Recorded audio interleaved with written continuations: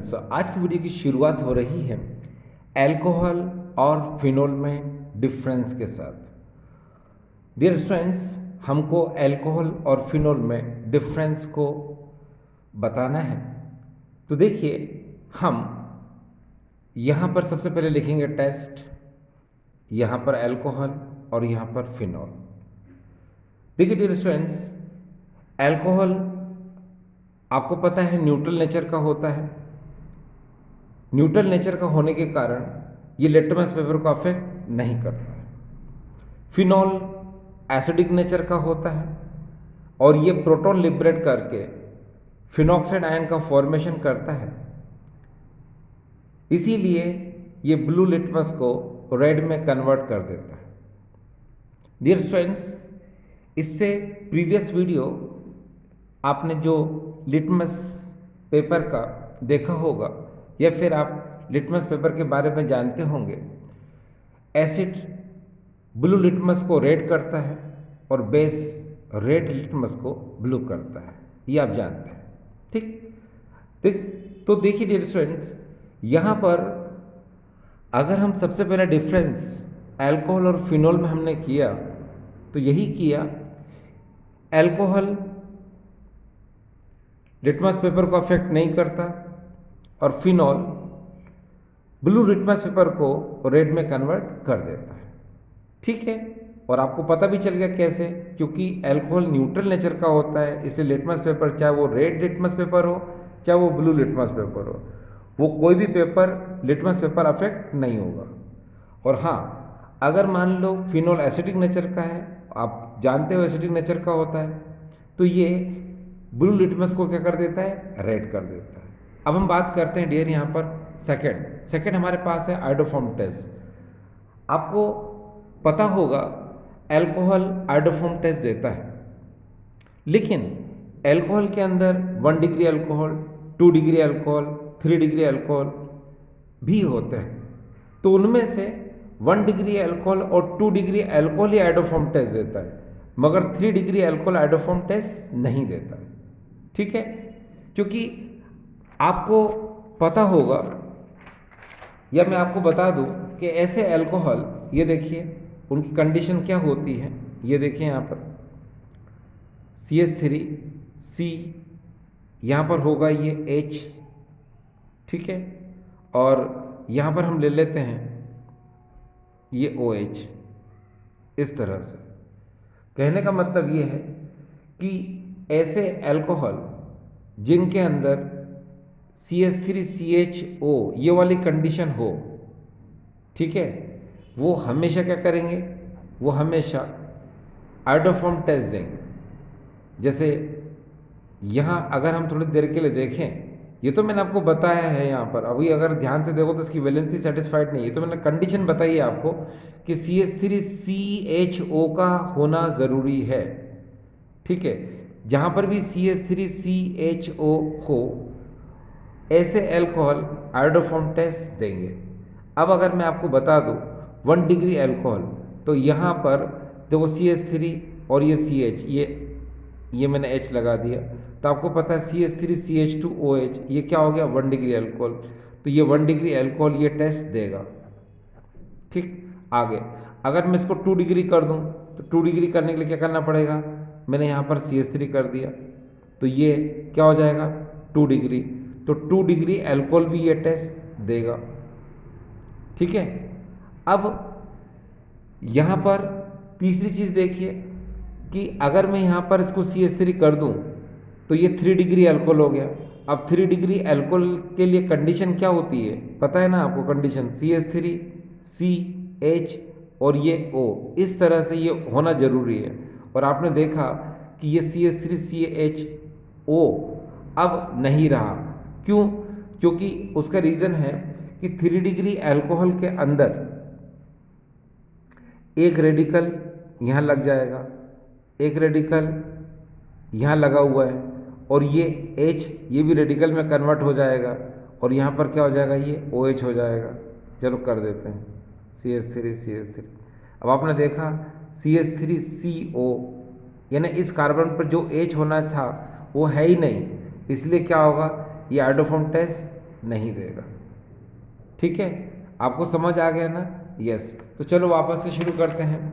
देखिए, iodoform test यानी कि अल्कोहल गिव आइडोफॉर्म टेस्ट, लेकिन कौन सा? 1 degree and 2 degree, but 3 degree alcohol does not give this test. Next, phenol ये टेस्ट नहीं देता है, क्योंकि फिनॉल के अंदर आपको पता है C6H5 फिनाइल ग्रुप होता है, साथ में OH होता है। और आइडोफॉर्म के लिए कंडीशन क्या होती है? मैंने आपको बताया था, आइडोफॉर्म के लिए 2 कंडीशन होती है, दोनों लिख देता हूँ मैं।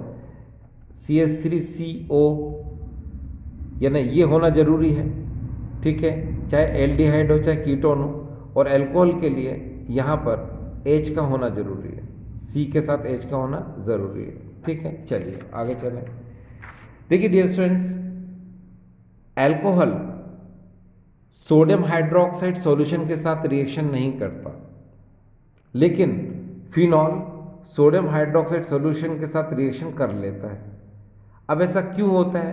तो देखिए, आपको पता है कि सोडियम हाइड्रोक्साइड ये बेसिक नेचर का होता है और अल्कोहल न्यूट्रल नेचर का होता है, इसीलिए ये अल्कोहल इस सोडियम हाइड्रोक्साइड से कोई रिएक्शन नहीं करेगा।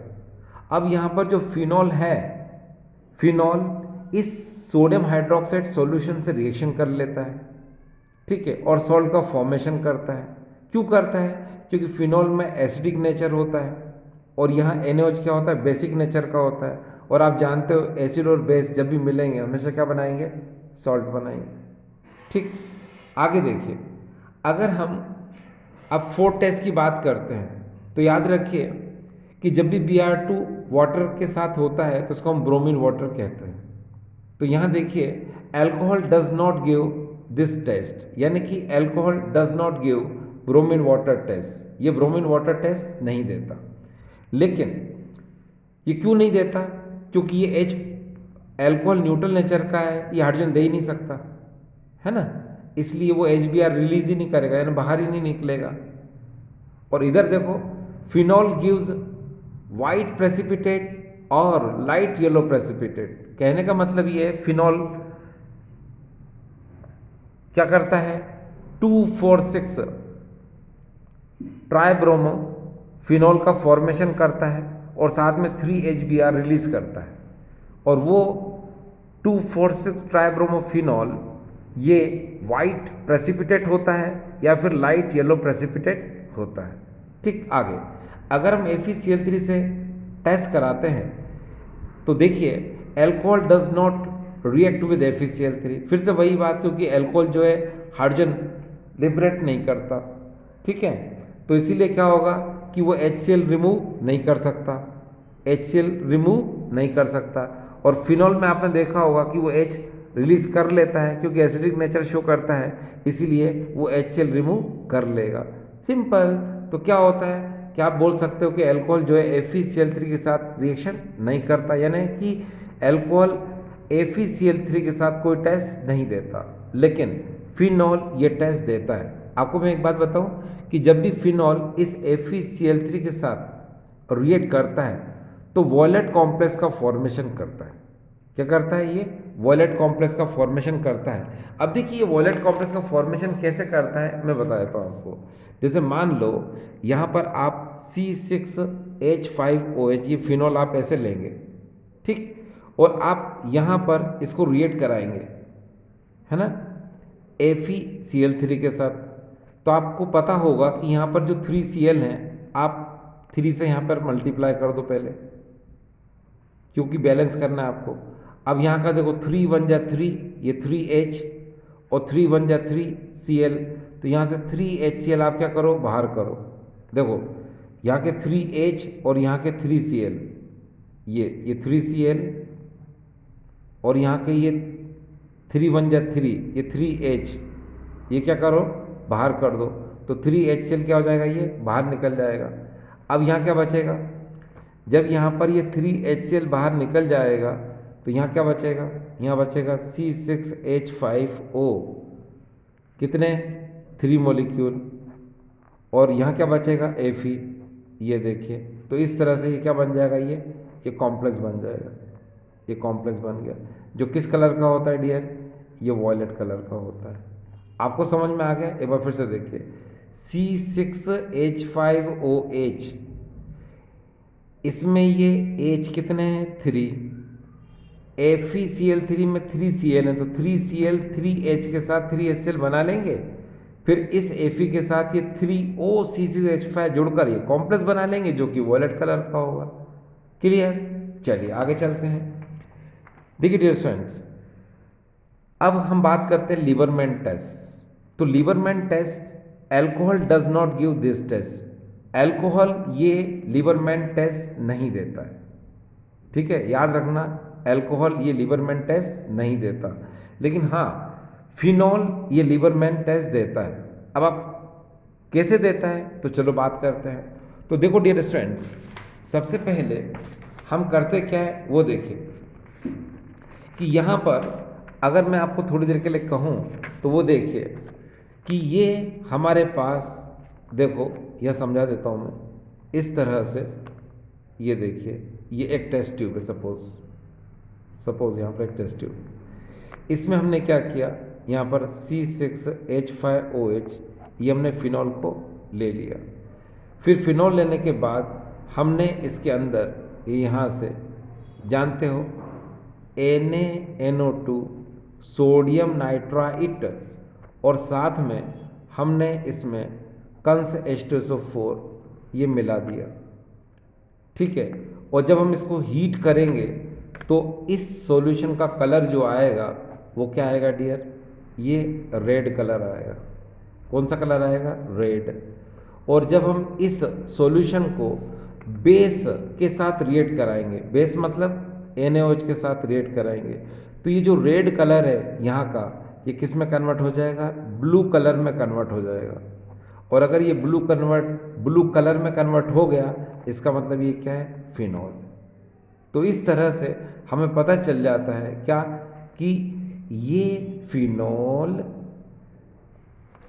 लीबरमैन टेस्ट देता है और अल्कोहल ये टेस्ट नहीं देता है। एक बार फिर से इसकी लैंग्वेज को देखो, क्या लिखा है, phenol heating with NaNO2 sodium nitrite dissolved in cons H2SO4, phenol give red color which on adding NaOH color changes to blue। बोलो क्लियर? तो आपको ये डिफरेंस समझ में आ गया। तो अभी इस समय हमने जो डिफरेंस पढ़ा वो अल्कोहल और फिनॉल में हमने डिफरेंस को पढ़ा। अब डियर स्टूडेंट्स, हम आगे की तरफ चलते हैं और आगे हमारे पास है, ये देखिए इस क्वेश्चन को अगर हम आगे की तरफ देखें तो देखिए डियर स्टूडेंट्स, अब हमारे सामने नेक्स्ट क्वेश्चन है कुछ इस तरह से। ये देखिए, how will you form ethyl alcohol bye fermentation process. एक बार फिर से देखिए, how will you form ethyl alcohol bye fermentation process. ठीक है, अब इस फर्मेंटेशन प्रोसेस से हमको क्या करना है, अल्कोहल का फॉर्मेशन करना है। तो देखिए डियर स्टूडेंट्स, इस फर्मेंटेशन प्रोसेस से अगर आपको अल्कोहल फॉर्म करना है तो उसकी प्रोसेस मैं आपको बता देता हूँ। सबसे पहले देखिए यहाँ पर लिखा हुआ है ना, फर्मेंटेशन ऑफ मोलासिस, इसी को हम लोग बोलते हैं फर्मेंटेशन ऑफ शुगर, इसी को हम लोग बोलते हैं फर्मेंटेशन ऑफ सुक्रोज। एक ही बात है। हमने क्या किया, ये देखिए C12H22O11 लिख लिया।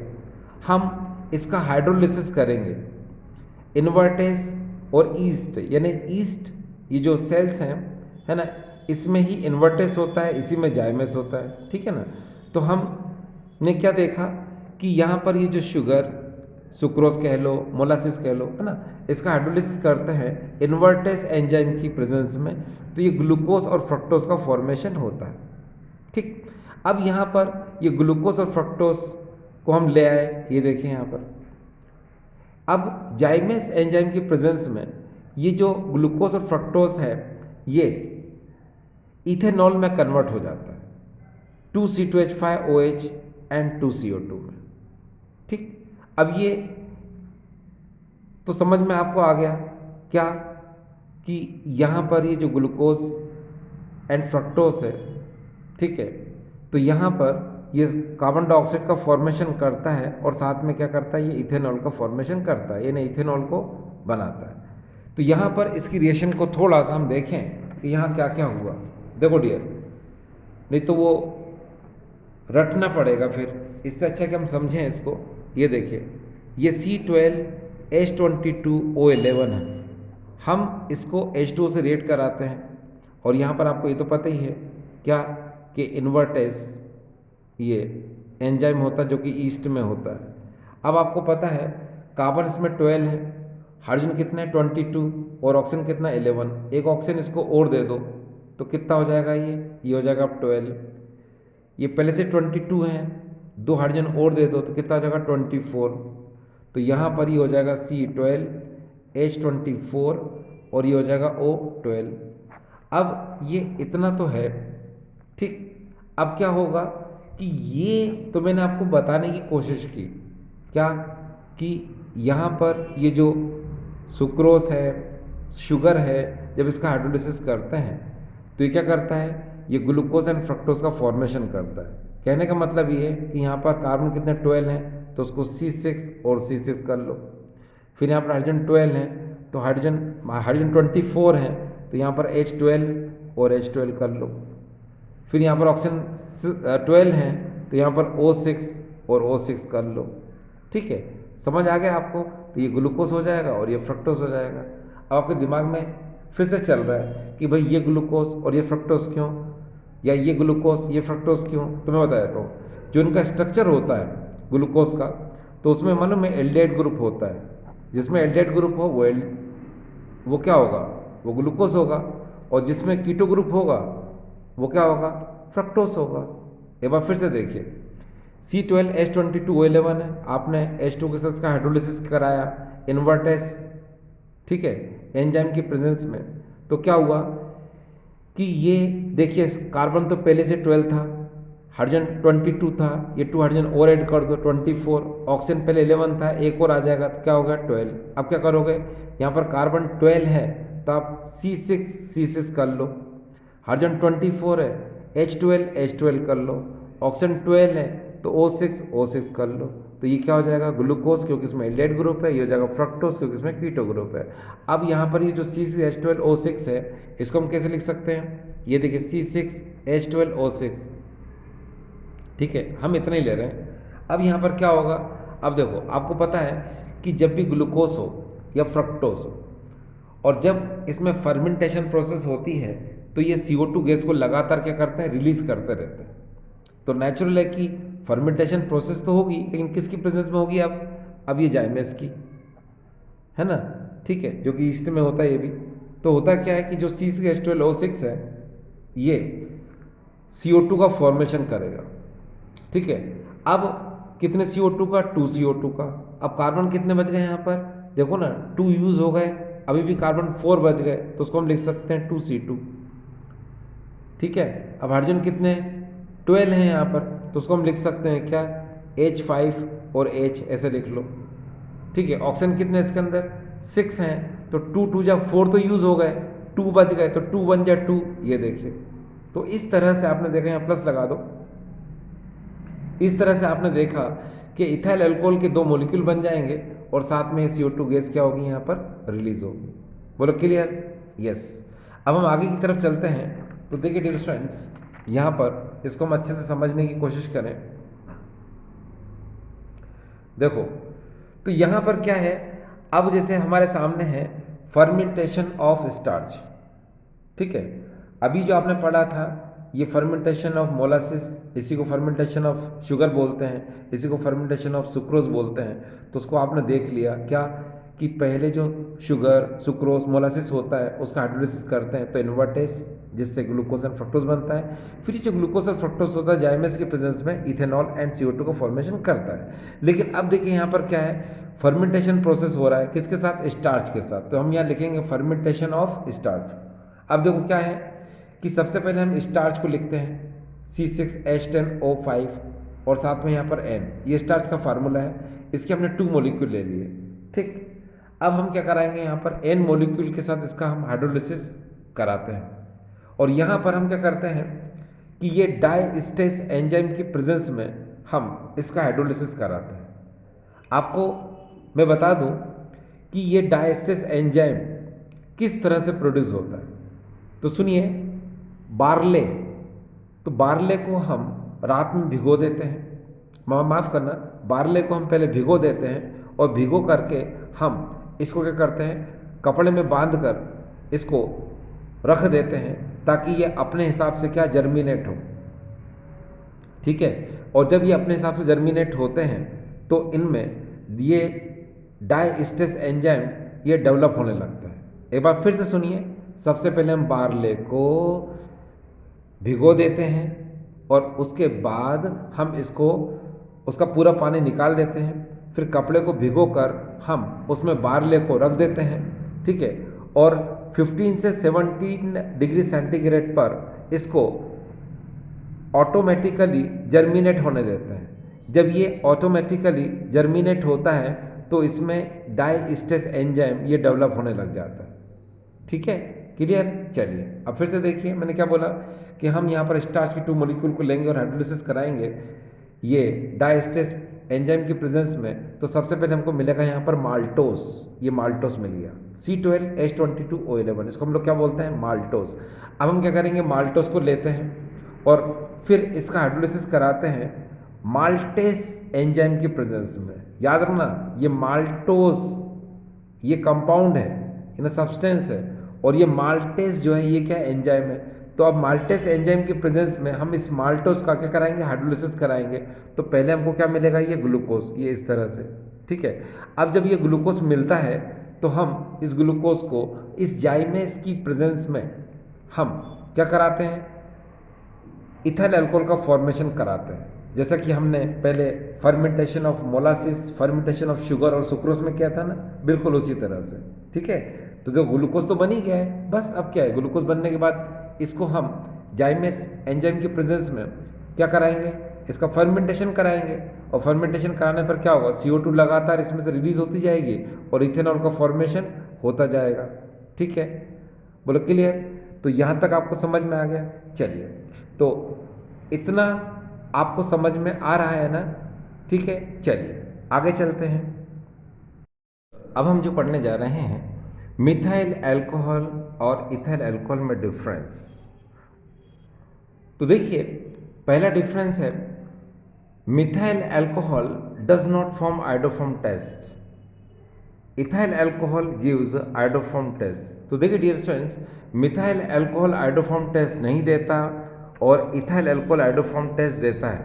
मैंने आपको अच्छे से बताना है इस चीज़ को कि देखिए डियर स्टूडेंट्स, ऐसे अल्कोहल जिसमें ये वाला ग्रुप, आप एक बार फिर से देखें, देखो CH3CH और यहाँ पर ये OH, इसको अच्छे से मैंने अब क्लियर कर दिया। ये देखिए, यानी कुल मिलाकर के आप ये देखें CH3CHO, यानी कि वो अल्कोहल जिसके अंदर ये ग्रुप हो। ये देखिए क्या, वो अल्कोहल जिसमें ये ग्रुप हो CH3CHOH, ये ग्रुप हो, वो क्या करेगा, वो हमेशा आइडोफॉर्म टेस्ट देगा। ठीक है, आप इसको ऐसे भी समझ सकते हो, आप यहाँ एक H लगा दो तो क्या हो जाएगा, ये CH3CH2OH यानी 1 डिग्री अल्कोहल, तो ये टेस्ट देगा। अगर आप इसके नीचे इस H को हटाकर आप रेडिकल लगा दो नीचे तो 2 डिग्री अल्कोहल हो जाएगा, तो वो भी ये टेस्ट देगा। लेकिन अगर ये H हटाकर आप 3 डिग्री लगा दोगे तो वो कंडीशन फिर ओबे नहीं करेगा। कंडीशन के लिए क्या, CH3 और इस कार्बन के साथ इस H का होना ज़रूरी है, और ये OH तो खैर रहेगा ही, तभी ये आइडोफॉर्म टेस्ट देगा, अदरवाइज नहीं देगा। तो यहाँ से आपने क्या समझा कि 1 डिग्री अल्कोहल, 2 डिग्री अल्कोहल ये टेस्ट दे सकता है, मगर इथाइल अल्कोहल ये टेस्ट, माफ़ करना, ये 3 डिग्री अल्कोहल ये टेस्ट नहीं देगा। क्लियर। एक बार फिर से सुनिए, 1 degree alcohol, 2 degree alcohol iodoform test देगा, मगर 3 डिग्री अल्कोहल ये आइडोफॉर्म टेस्ट नहीं देगा। ठीक है, चलिए फिलहाल अपन लोग बात कर रहे थे यहाँ पर किसके लिए, मिथाइल अल्कोहल और इथाइल अल्कोहल की बात कर रहे थे। तो अब आपको ये समझ में आ गया कि मिथाइल अल्कोहल में आइडोफॉर्म टेस्ट देने की टेंडेंसी है ही नहीं, जबकि इथाइल अल्कोहल में आइडोफॉर्म टेस्ट देने की टेंडेंसी है। क्यों, क्योंकि इथाइल अल्कोहल को आप लिखोगे, कैसे लिखोगे, ये देखो CH3CHOH, ये आपने लिख लिया। तो देखो CH3CH और ये OH है ना, तो इसलिए ये क्या करेगा, ये आइडोफॉर्म टेस्ट देगा। ठीक है ना, देखो CH3 और यहाँ पर इसकी ये देखो CH3 CHOH, यानी ये कंडीशन है इसमें, तो ये आइडोफॉर्म टेस्ट क्या करेगा, ये देगा। ठीक है, यहाँ मैंने वैलेंसी सेटिस्फाइड नहीं की है, यहाँ पर एक H और आएगा। अगर हम C2H5OH की बात करेंगे तो ये ऐसे आएगा। तो कहने का मतलब ये है कि जो C2H5OH यानी इथाइल अल्कोहल है, तो उसमें कंडीशन क्या होनी चाहिए, CH3 CHOH होना चाहिए, जो कि इस C2H5OH में है, इसलिए आइडोफॉर्म ये टेस्ट देगा और आइडोफॉर्म टेस्ट नहीं देगा। ठीक, चलो हम आगे चलते हैं। अब सेकंड देखिए, मिथाइल अल्कोहल क्या होता है, पॉइजनस नेचर का होता है। इसको लेने से, इसको पीने से क्या होता है कि ह्यूमन बीइंग ब्लाइंड हो सकता है, और ज़्यादा क्वांटिटी में ले तो उसकी डेथ भी हो सकती है ना। और ये इथाइल अल्कोहल क्या होता है, नॉन पॉइजनस होता है ना। तो पता ही है आपको कि कोई भी ह्यूमन बीइंग इसको एज ए वाइन, है ना, इसको यूज़ करता है। ठीक है, यस। अभी हम नेक्स्ट क्वेश्चन की बात कर रहे हैं। Methyl alcohol forms formaldehyde on oxidation. जो मिथाइल अल्कोहल होता है वो ऑक्सीडेशन पर क्या करता है, फॉर्मल्डिहाइड का फॉर्मेशन करता है। ये देखिए यहाँ पर ये CH3OH है, इसका ऑक्सीडेशन कर दो इस एसिडिक K2Cr2 की प्रेजेंस में, तो क्या होगा कि ये यहाँ से 2H और ये O H2O निकाल लेगा और ये फॉर्मल्डिहाइड का फॉर्मेशन करेगा। रियल में जो रिएक्शन आप यहाँ देखेंगे वो तो कैसे होती है, इसको मैं थोड़ा सा खोलकर बताऊँ। ये देखिए इस तरह से, ये मैंने इसको ऐसे खोला, ये देखिए खोला, और ये ऑक्सीजन इस तरह से नेचुरल ऑक्सीजन मैंने लिख दिया। अब डियर हमेशा ध्यान रखो ये होता क्या है कि ये वाला CH और ये H, ये दोनों H जो है इस O के साथ मिलके क्या बनाते हैं, वाटर बनाते हैं। ये वाटर बना लिया, और ये HCHO ये फॉर्मल्डिहाइड बच गया। तो ये क्या था, ऑक्सीडेशन। यहाँ पर भी वही चीज़ देखिए आप कि यहाँ पर इथेनॉल यानी इथाइल अल्कोहल ऑक्सीडेशन पर क्या करता है, एसेटाइलेट का फॉर्मेशन करता है। देखो ये कौन है, इथेनॉल है, तो यहाँ पर क्या होगा, एक H यहाँ से, ठीक है, एक H ये और ये O, वाटर निकाल लेंगे और यहाँ क्या बन जाएगा, CH3CH, जिसको हम लोग क्या बोलेंगे, एसेटाइलेट। क्लियर। चलिए, तो अब आपको ये तो नॉलेज हो गया कि मिथाइल अल्कोहल ऑक्सीडेशन पर फॉर्मल्डिहाइड देता है और एथेनॉल यानी इथाइल अल्कोहल ऑक्सीडेशन पर एसेटाइलेट देता है। अब आगे सुनिए, अगर हम मिथाइल अल्कोहल के बॉइलिंग पॉइंट की बात करते हैं तो उसका बॉइलिंग पॉइंट होता है 64.5 डिग्री सेंटीग्रेड। अगर हम केल्विन की बात करते हैं तो 337.5 केल्विन।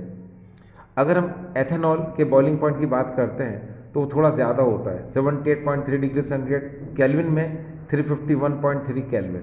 ठीक, आगे देखिए मिथाइल अल्कोहल आप बहुत अच्छे से जानते हैं कि ये पॉइजन नेचर का होता है, इसीलिए इसका यूज़ क्या होता है, इंडस्ट्रीज़ में एज ए सॉल्वेंट की फॉर्म में ज़्यादा होता है।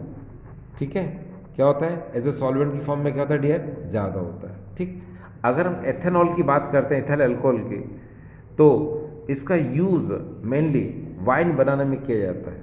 क्या बनाने में, वाइन बनाने में किया जाता है। किसका यूज़, एथेनॉल का। तो क्लियर डियर स्टूडेंट्स। तो आई होप डियर स्टूडेंट्स आज का वीडियो आपको ठीक लगा होगा। ठीक है, थैंक यू।